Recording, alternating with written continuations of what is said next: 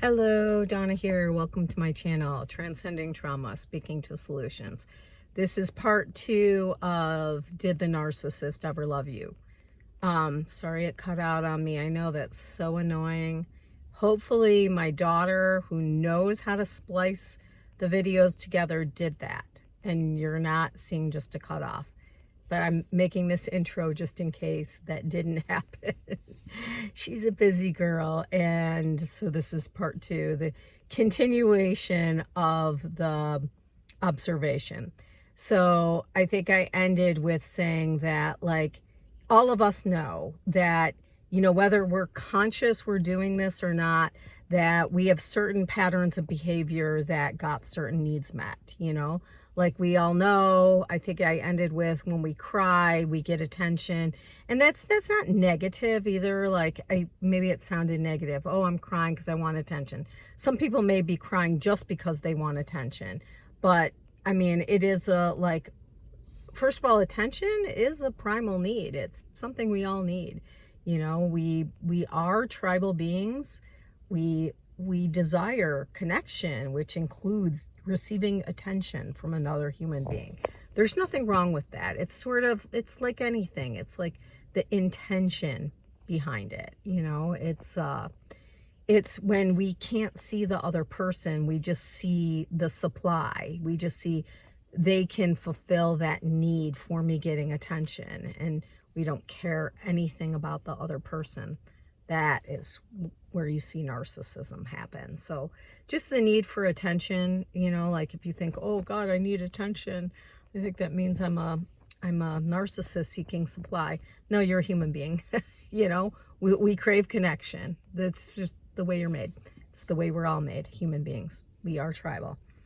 So what happens is, like, did they ever love you? Like, again, I want to really drive it in there. They never saw you. You never existed to them, not, oh, they forgot you existed. You never existed ever once. You were always just a reciprocal for their projection. You were an object to meet their needs. And so, okay, I'm going to make a little comparison. Hello, research queen here. When my mom had cancer, I researched the heck out of it, different ways to help her heal, and so, it's which one was it? Okay, I think it was the chemo. So cancer loves sugar. It feeds off of sugar. So they found when they would give the chemo, a lot of times the cells wouldn't open up, like the cancer cells. Like, oh, here comes poison. Sure, I'll just open up and eat the poison. Yeah.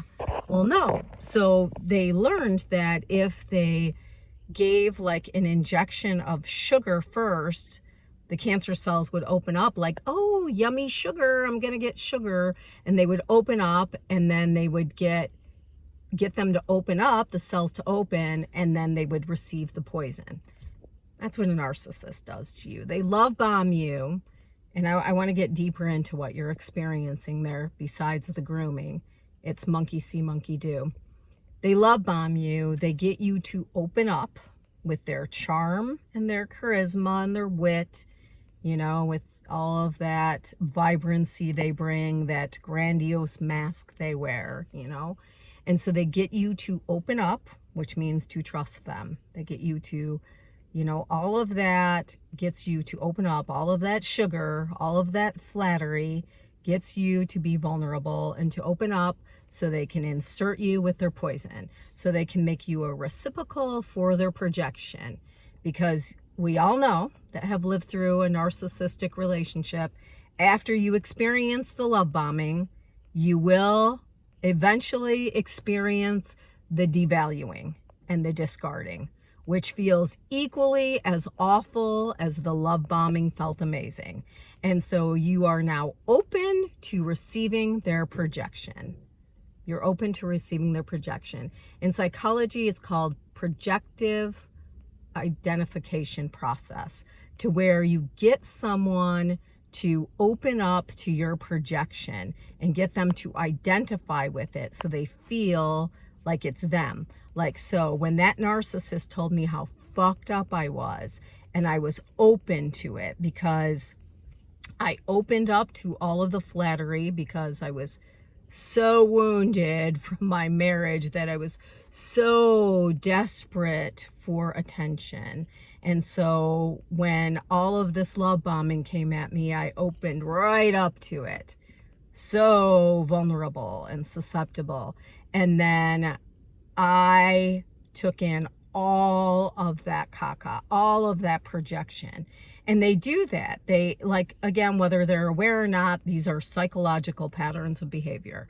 And so it's the projective identification process. So they get you to open up and get you to be the reciprocal for all of their negative feelings, all of their shame, all of their you're effed up, you know, all of their stuff they don't want to feel. They created an object, a vessel for all of this stuff.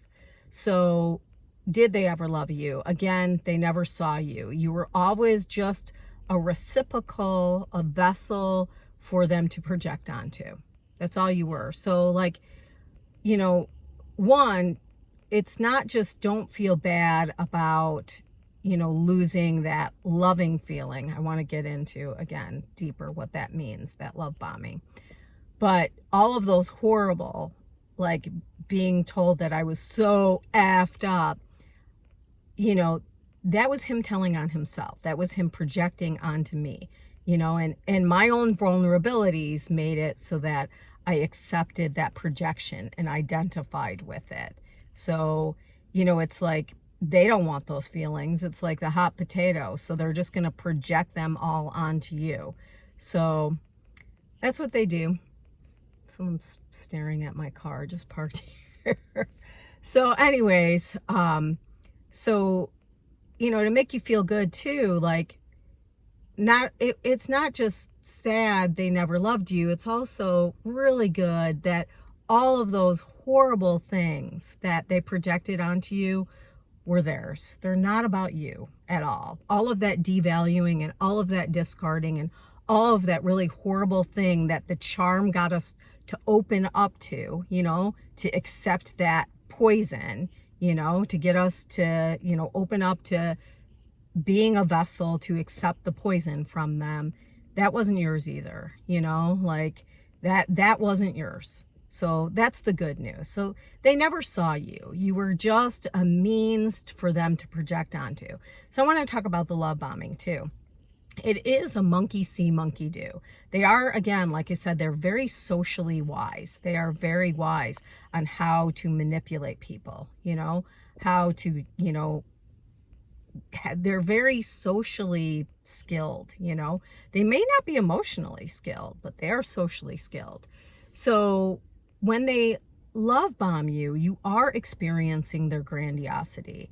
It's almost a way to be able to see, like, and the devaluing, like you're experiencing their internal world being projected onto you.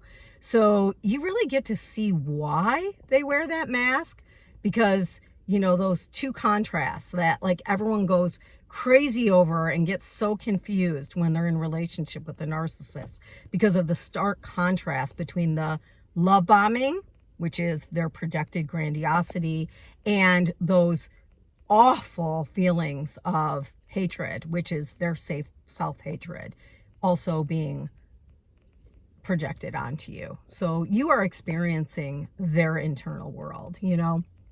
So, you know, it is the monkey see, monkey do. When that narcissist told me how divine I was, how absolutely divine I was, what he wanted was, they know about projection. They're masters at it.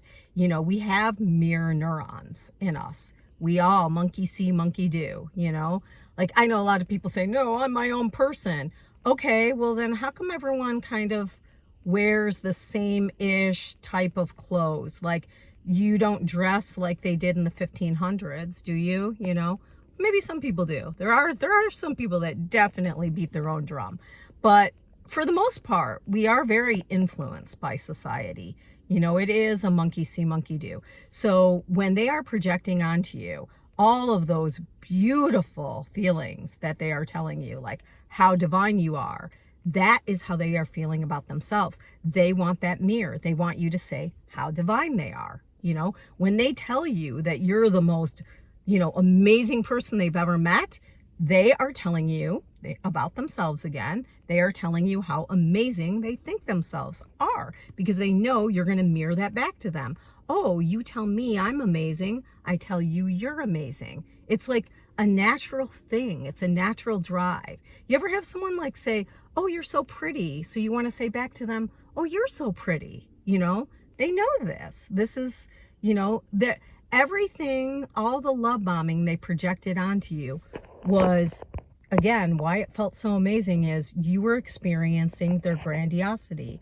You were the vessel to experience how it felt to be them, how to feel like, again, they're projecting onto you.